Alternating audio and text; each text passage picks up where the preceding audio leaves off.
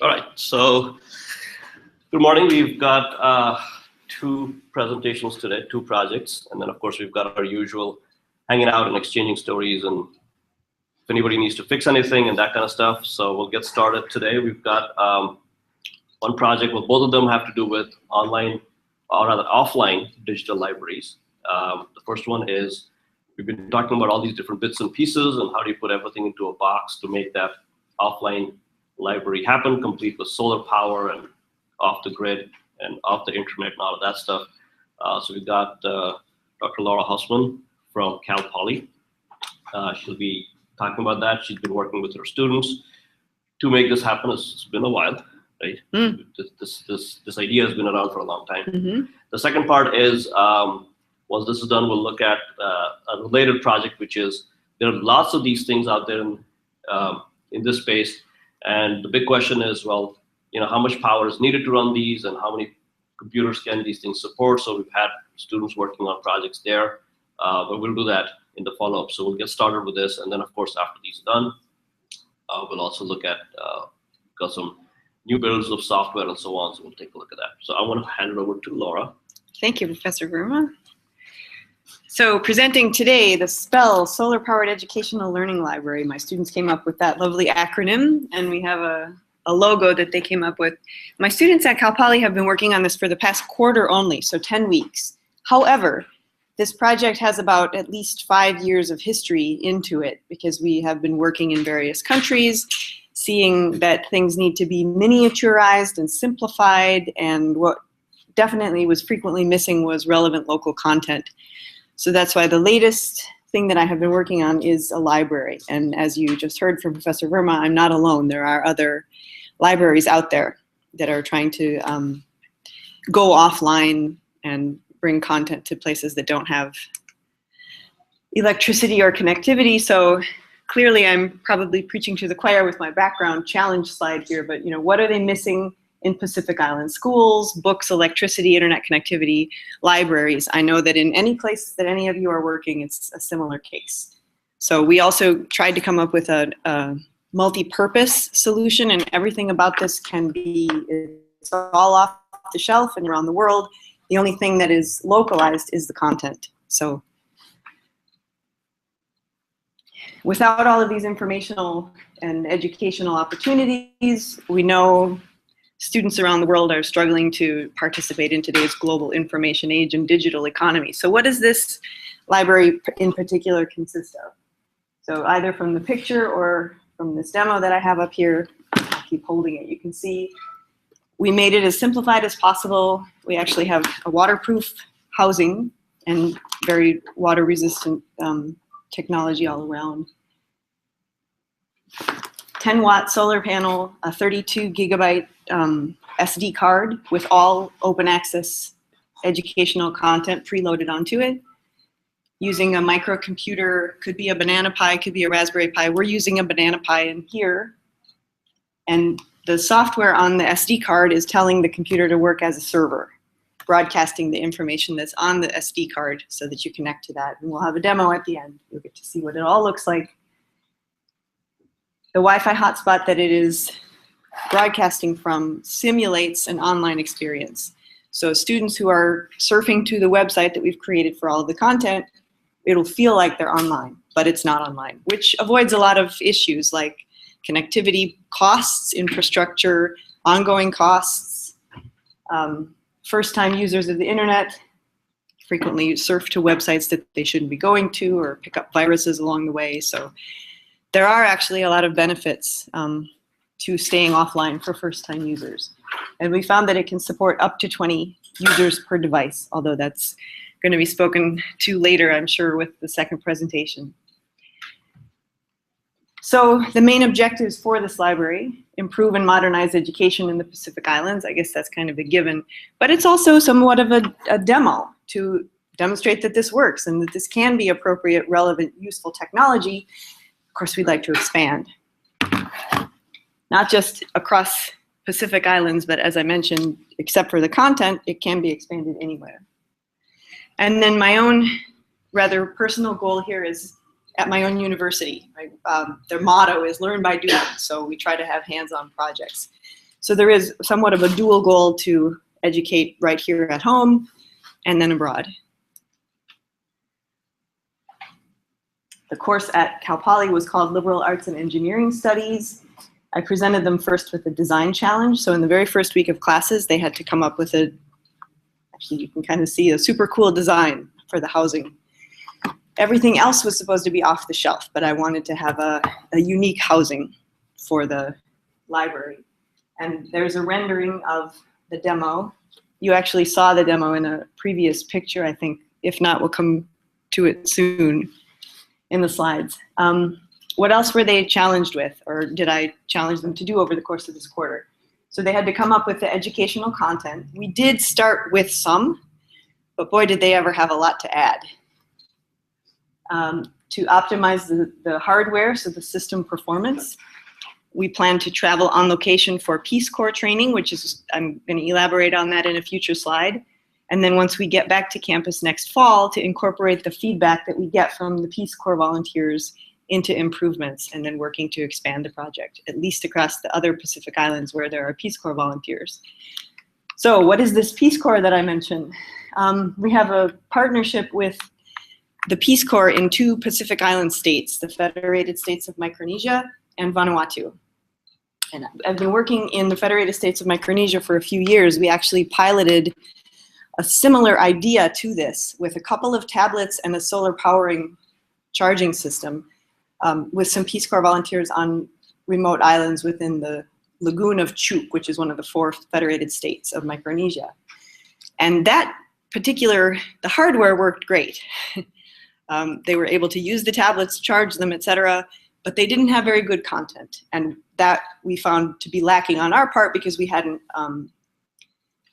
I guess I would say, done enough work to put the content on the tablets, but it also had to do with the fact that we had already created a library on a Nook and set up a website exactly like what you're about to see, not quite as developed, but it was just for the Chuuk schools. And we put it at a headquarters, so on the capital city island. And so those remote schools, for various political and infrastructural reasons, couldn't reach that connection. That was what we had wanted, but it didn't happen yet, and it hasn't happened yet.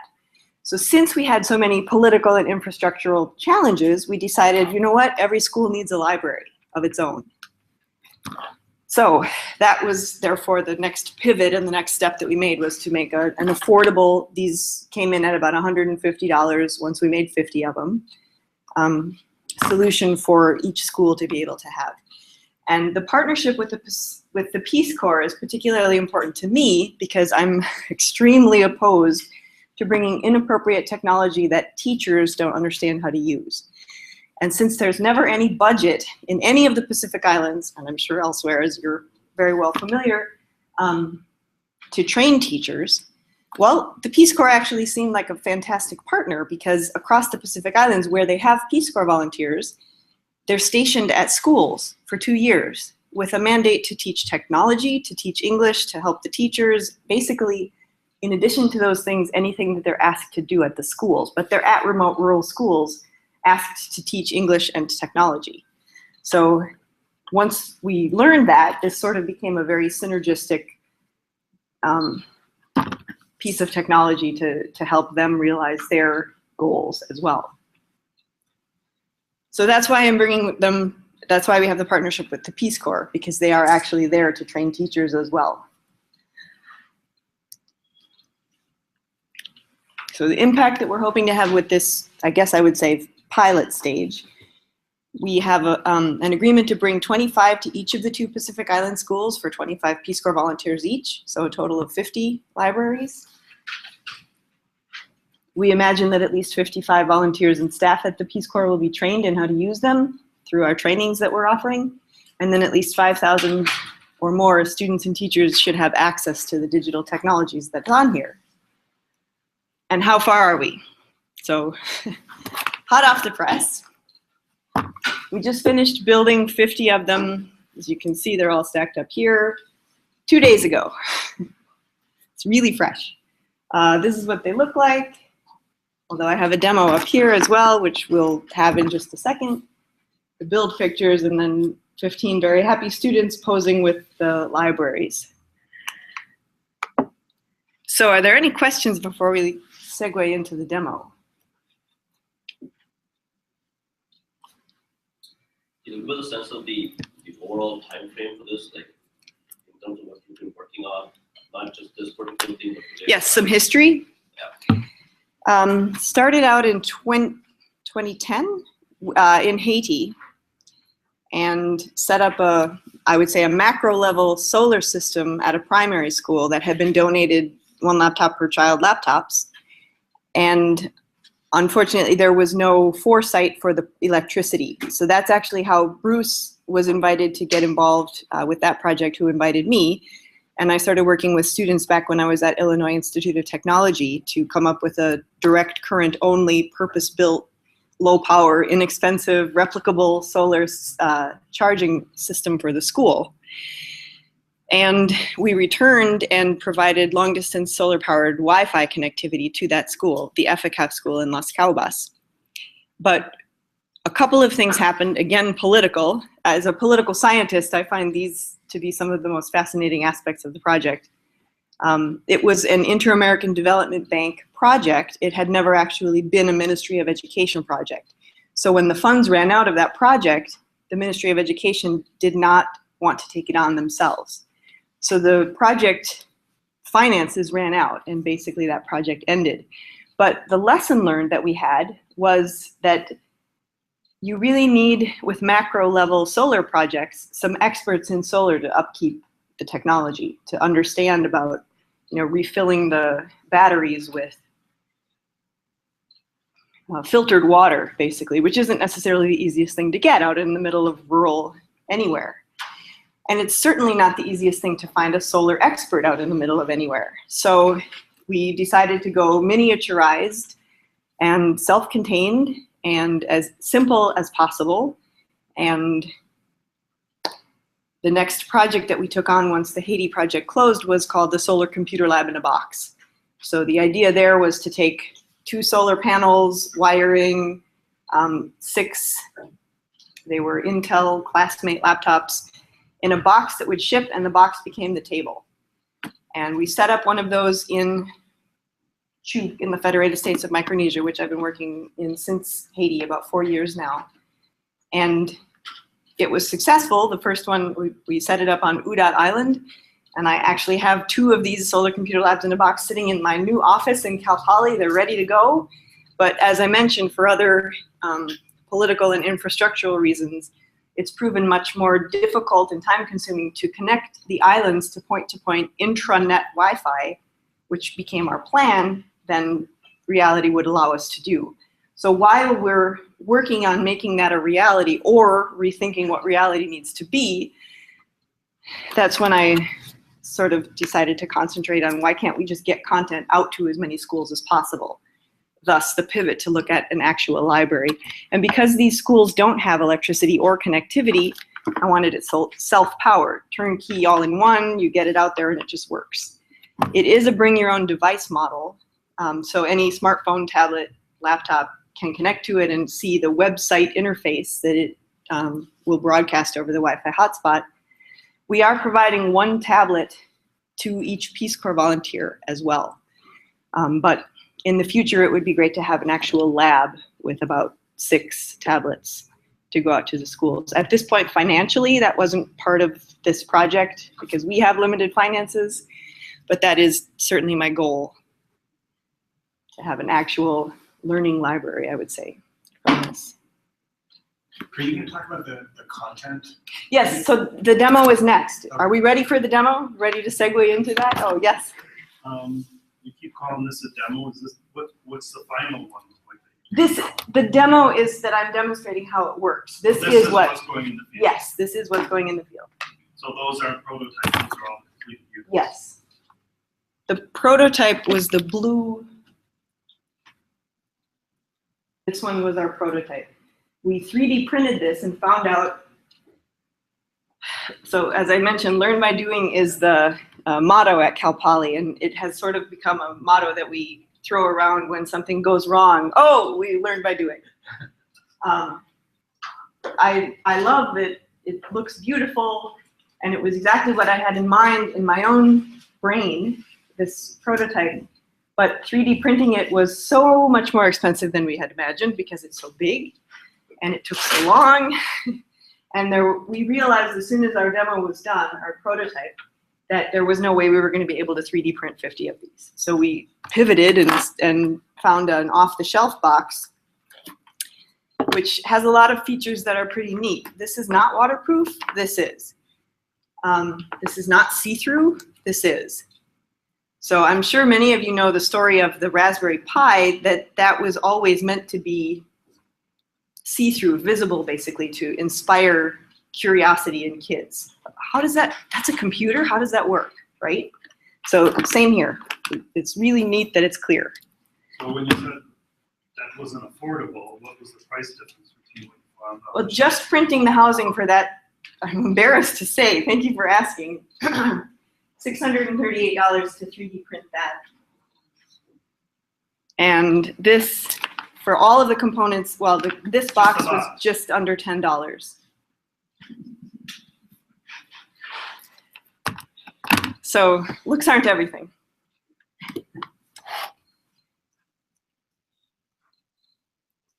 All right. Oh, well, all right. I'm going to switch off of the presentation. Were there any questions? Still? Okay, time for the demo. So I'm going to ask that as many of you as are interested can connect to this with me. So I'm going to plug everything in.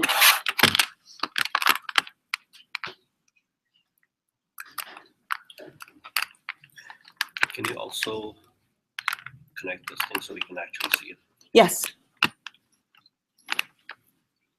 Well, I don't think you can. My computer? From a laptop. It goes to Wi-Fi to that's just like everybody else for them. Right. But then it will be on the screen and we can see it on the screen. Oh, no, because I would have to disconnect from the internet. Oh, okay. Okay. I do have a screen cached, so at least that can show up.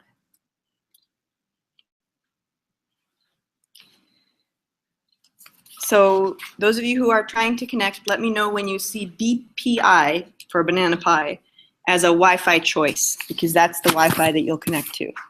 You see it already? Great.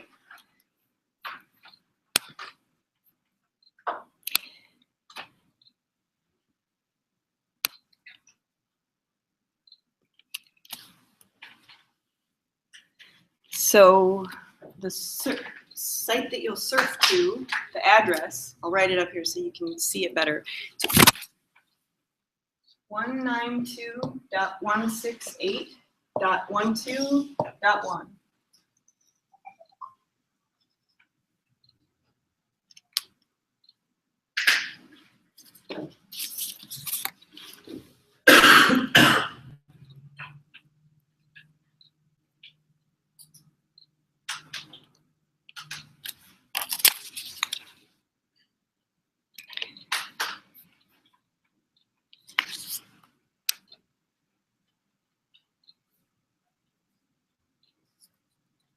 And we are actually going to change that to 10, 10, 10, 10. It's one of the few things remaining that we plan to still change. But it'll be much easier to remember as 10, 10, 10, 10.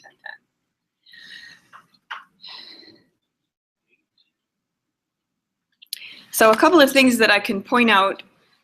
Again, this is a cached page that I had sitting on my computer. I'm not going to disconnect from the internet because we're broadcasting what's on my screen. But those of you who are looking at the homepage screen, you see that it's a animated image of an island. And we've got the Wikipedia for schools up here. There's a medical encyclopedia, math, science, language arts, environmental skills, health and safety, and geography. We did start for content with the Rachel from World Possible curated content as a place to start. And on Rachel, they have the Wikipedia cached, all of the Khan Academy videos, the Hesperian Health Encyclopedia, a lot of textbooks that are open access. And so I asked my students to go through all of that content and see what would be relevant for 8th 8th grade and below, because we're concentrating on primary schools here for the time being. Then they also, so ironically, or sadly, I'm not sure the right adjective here, both of the Pacific Island nations that we have the partnerships in and will be traveling to were hit with a typhoon and or a cyclone earlier this spring. And they suffered it was a category 5 that hit Vanuatu in March, and then just a few weeks later, Chuuk and Yap, 2 of the Federated States of Micronesia, were hit by Typhoon Maysak. Cyclone Pam and Typhoon Maysak. So I asked the students, could you please find everything that you possibly can on climate change and focus on videos? Because students, kids really like to watch videos, and the more educational videos possible, the better. So this is just the geography section where they put all of the climate change info. And you can see they really did find a lot of videos. These are all videos, and they're all in MP4 format so that they were smaller in size. They've also got maps of the world, facts about places so these are all PDF documents. There's really, really a lot of content, and I'm very happy and proud of the students for finding this much content on climate change and or geography, because there were a lot of elements that we found that were missing from the existing curated content for schools that are offline and without electricity. Sorry, I wish I could switch between the pages, but I know that many of you are. You have a copy of this online to the internet that we can browse.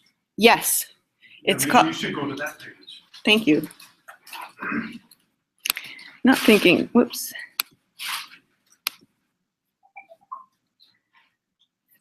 So it should be pacificschoolserver.org. There we go. So this is a previous version. So it's, it doesn't have the same tagline anymore. Some of the text is different, and there are a few links that don't work. But we will re-upload it to the internet when it's finalized, and it's close. So I guess that I can jump in here, environmental skills, and show a video. Remember, I have this muted so you can't hear it.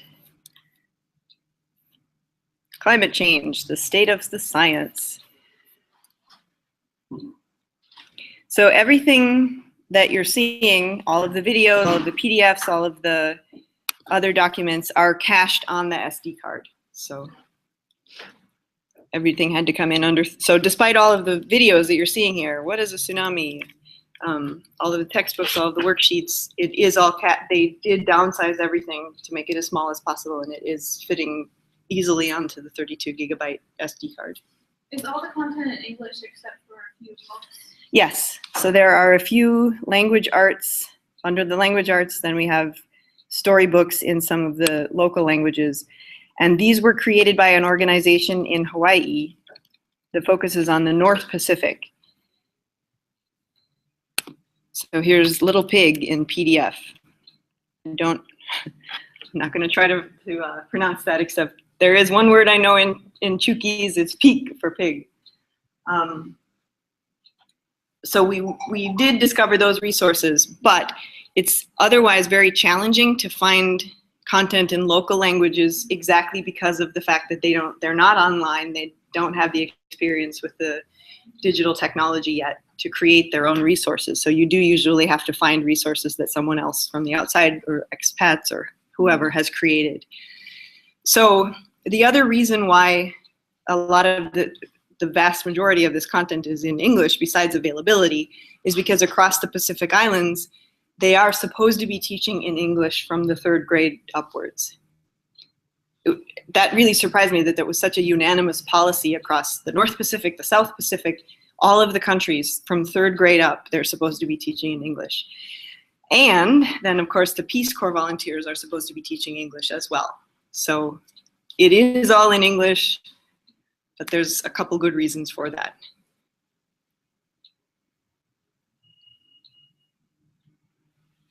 So how difficult, have you worked in other places as well, or just in the Pacific Islands? Some other places as well. Like, how difficult is it to get local content?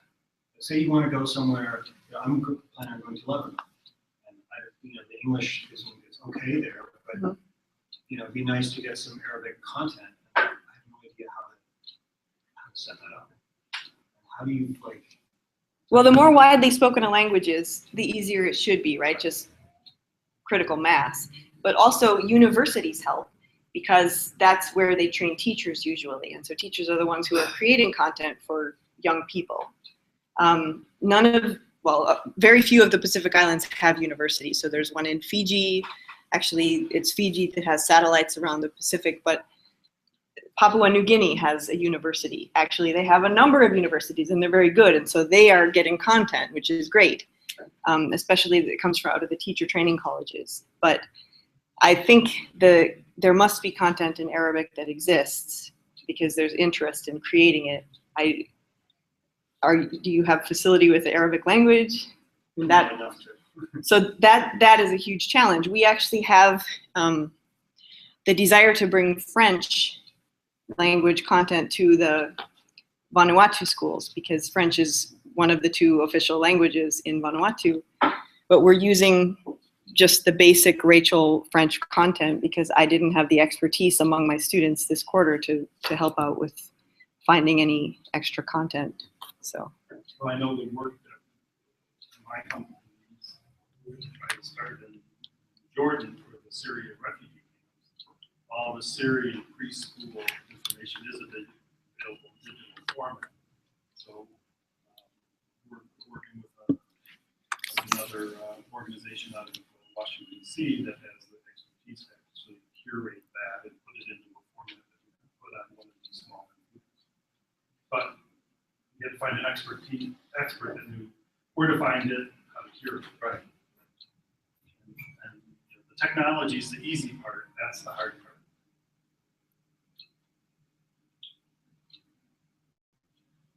The soft side is the hard part.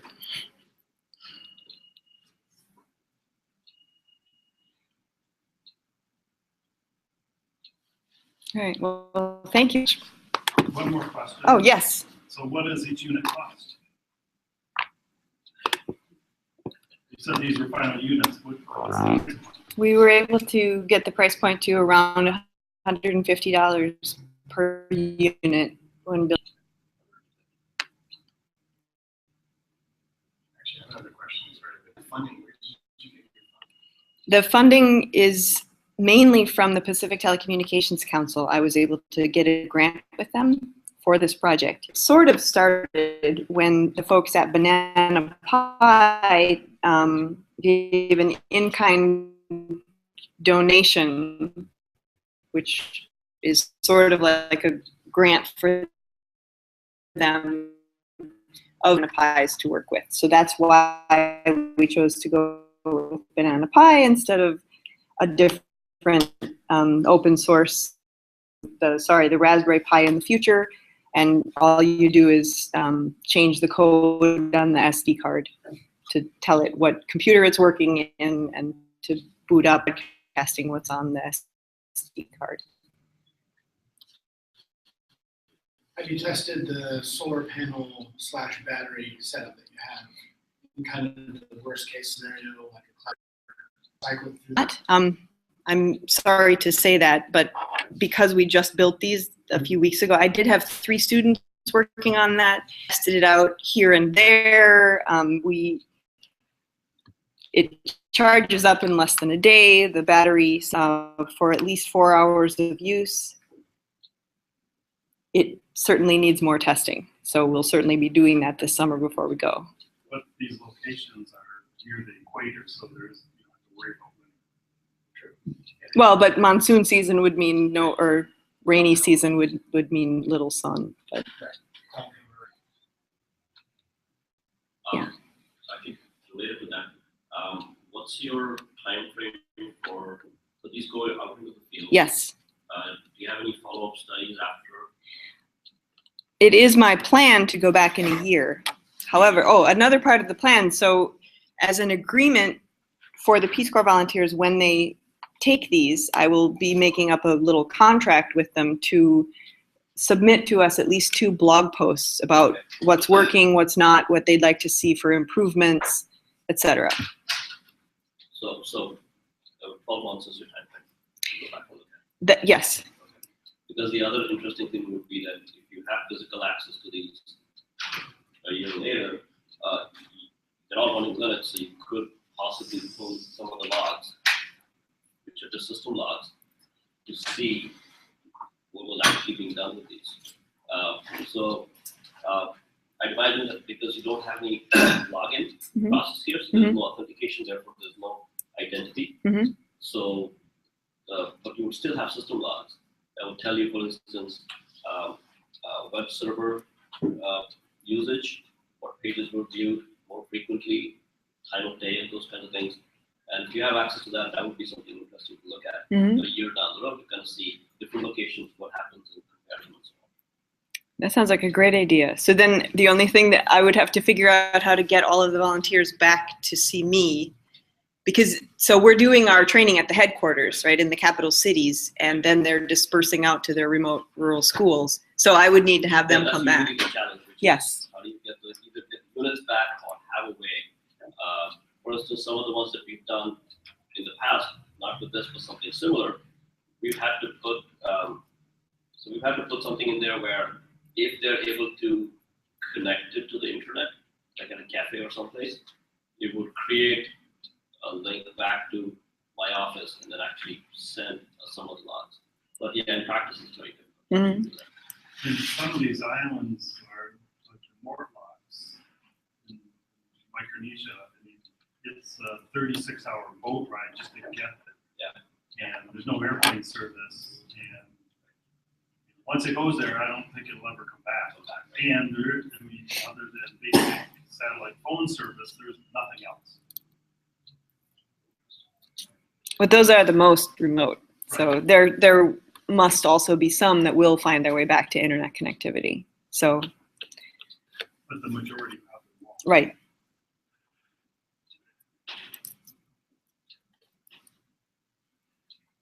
How do you add content? At this point, it is very manually. They would also need to go back to headquarters and be reprogrammed the same way that someone who knows the back end of a website would. We would need somebody who knew how to navigate or edit the back end of a website. That was something that we had a goal of trying to figure out, but it turned out to be beyond the scope of what my 15 students could address this quarter. So it'll be a future enhancement.